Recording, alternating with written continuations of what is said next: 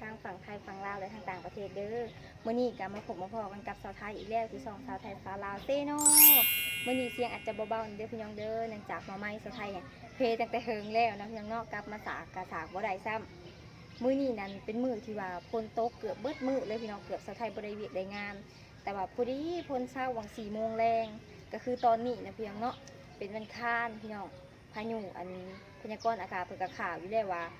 วันที่13วันที่19นะพี่น้องเนาะฝนตกพายุมาแห้งมื้อนี้สาวไทยก็ได้โอกาสแล้วเห็นเบี้ยอันโกกมะกระเจี๊ยบพี่น้องมันแก่แน่แล้วเนาะมันเป็นเบี้ยขึ้นมาสูงแน่แล้วสาวไทยก็เลยกะว่าสิเอาไปปลูกบ่อนที่อันมัน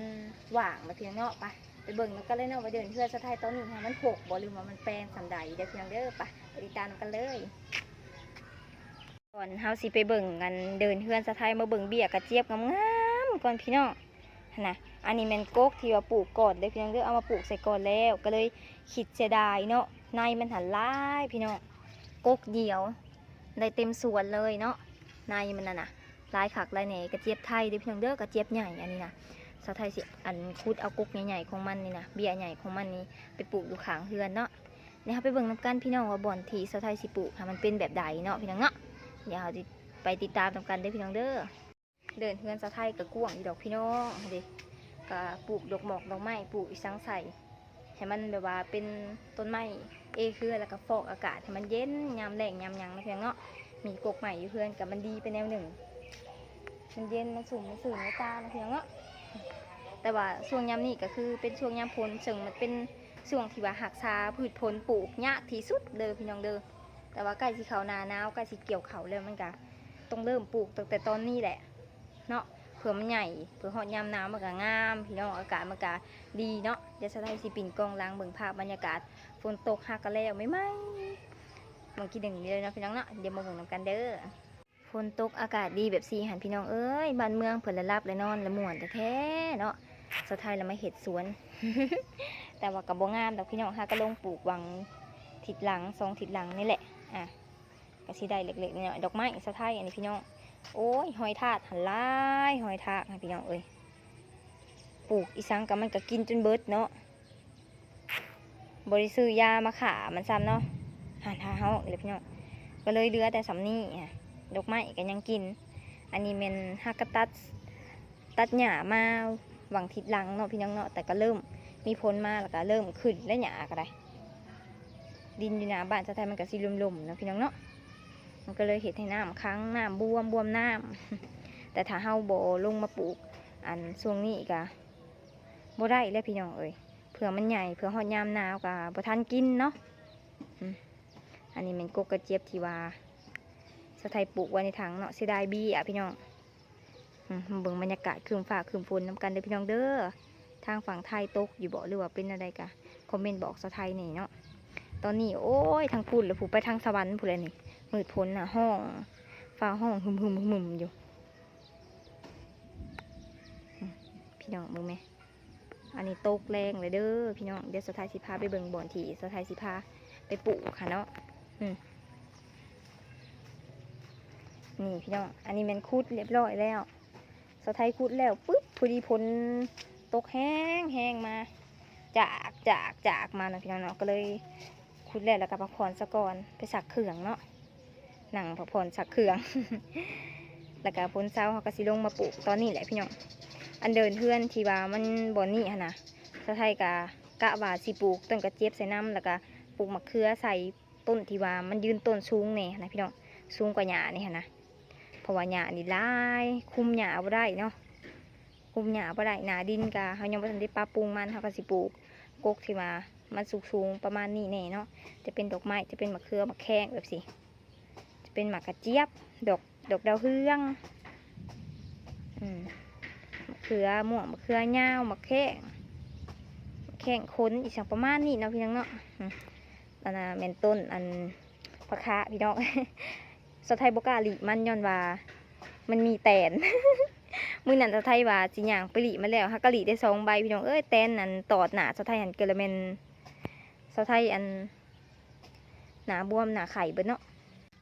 มาพี่น้องเราลายยายห่างมาสะไทยยางพ้นโตข้ามอีกเนาะเอาสิมาเอาโตข้ามกระเจี๊ยบว่ามันใหญ่กว่าหมูนี่แหละจุ่มนี่แหละเอาสิเอาไปปลูกเนาะสะไทยหันพุดได้ประมาณ20 ใบผมพี่น้องว่าสะไทยเอาไปประมาณ3 ต้นเด้อเอา เผื่อไว้เนาะเราใช้กระจืดค่ะวันนี้เอาไปอีกโอ้ยาได้จังโอ้ยมึงโอ้ยมึงยังไงจังเอาเตรียมก่อน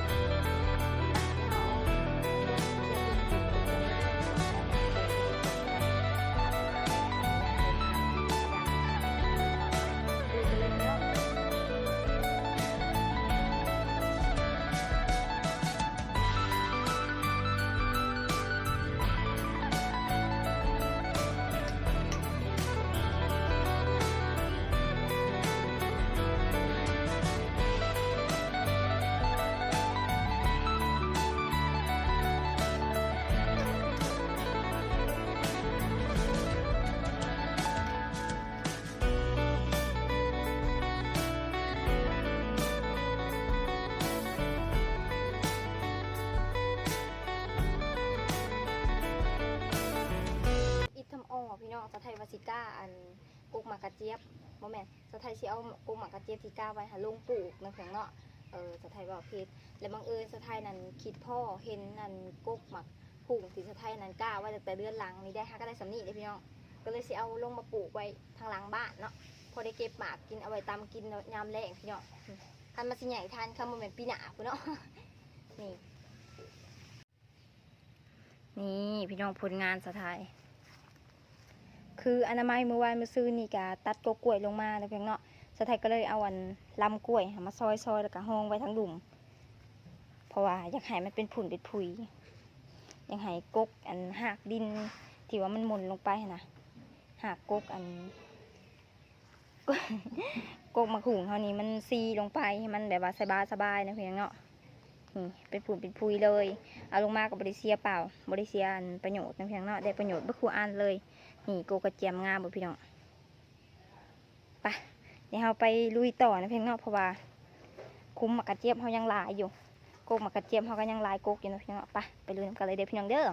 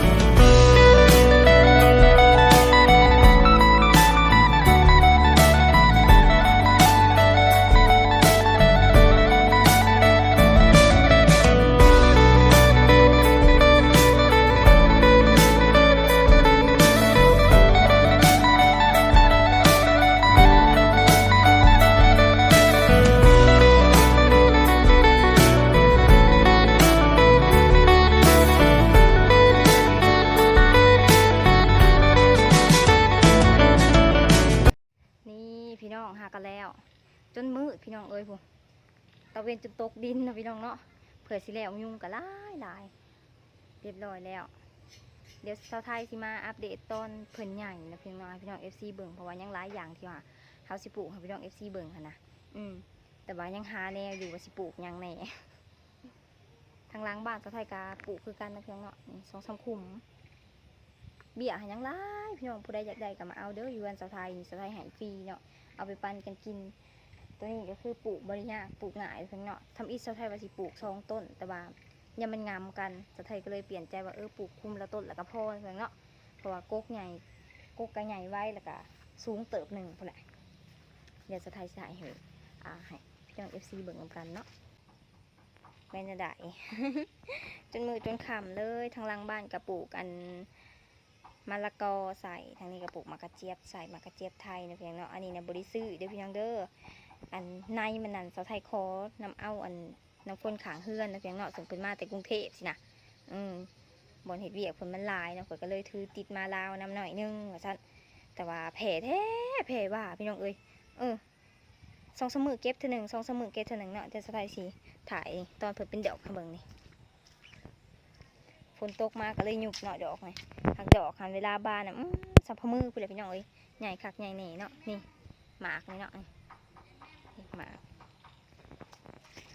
นี่กำลังสีหมากพี่น้องเลยงามเนาะปลูกเลียนอ้ายทรายทำอิฐว่าสิไปปลูกสำหรับคลิปนี้ก็มีเพียงเท่านี้เดี๋ยวพี่น้องเด้ออัปเดตให้พี่น้องฟังซื่อๆนะพี่น้องเนาะ1 ข้าว 1 น้ำก็แล้วเดี๋ยวสไทยสิไปแต่งกินนะพอดีขาน้องสไทยมาเผื่อกาไปเห็ดเวียกอยู่กะลาหลดนะพี่น้องเนาะเป็นคนสมแป้งโหลดพี่น้องเอ้ยพอได้อาชีพติดโตไปเนาะน้องสะไทยก็ได้คำว่าในอนาคตกาเพิ่นแป้งเก่งแป้งเป็นแล้วก็มีทุนมีฮอนนะพี่น้องเนาะก็อยากให้เพิ่นเปิดห้างผู้ใดก็เว้าแนวนี้เนาะแม่สะไทยเองก็ยังคือกันสะไทยมาฮอดสุดฮอดคลิปนี้ก็คือสะไทยเองก็ในอนาคตก็คือจะได้เป็นแม่ค้าขายผักนะพี่น้องเนาะเพราะฉะนั้นก็ได้เป็นเกษตรกรอยู่เฮือนคือเก่า แล้วก็ถ่ายคลิปอัปเดตชีวิตประจำวันให้พี่น้อง FC นะเบิ่งนำกันและได้กับฝากสะไทยไว้ในอ้อมอกอ้อมใจเด้อพี่น้องเด้อแล้วก็ฝากติดตามสะไทยแน่และได้กับบข่าวโฆษณาเพื่อสั่งและได้ให้แก่สะไทยเด้อพี่น้องเนาะสำหรับคลิปนี้กับคำมือตื่นตาแล้วก็ขอลาพี่น้อง FC ไปก่อนเด้อพี่น้องเด้อบ๊ายบายสบายดี